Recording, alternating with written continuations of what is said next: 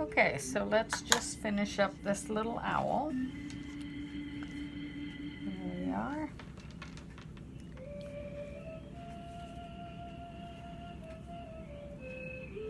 So of course the feathering of him is in another video. But we're just gonna remove any glue strands because we actually glue our feathers on. I guess I should have started with the introduction. Hi, I'm Lady Hawk. Welcome to my shop.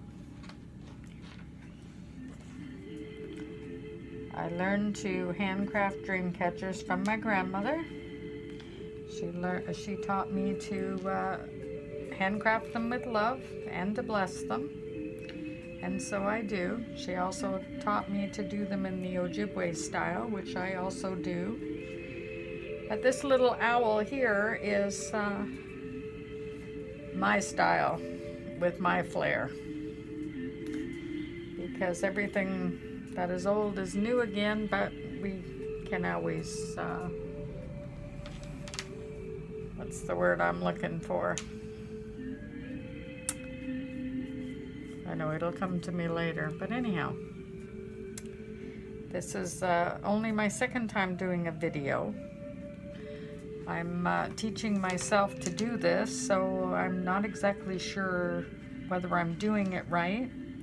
The videos I put on YouTube, of course, Artisan Made by Lady Hawk,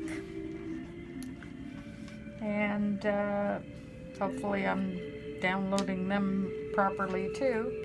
But as I go along, I'll get much better at it, I'm sure, because practice makes perfect, or so they say. So here we go. Here's our little owl, and he will go in the Etsy shop, or he or she, I'm not sure. I guess it doesn't have to be gender specific. My dream catchers are handcrafted for everyone, everywhere. And basically I make bling for white man. That's the best way to explain it. So of course the back of them is the original jute wrapping. So cute. I just love this piece. I get way too excited when I'm handcrafting stuff.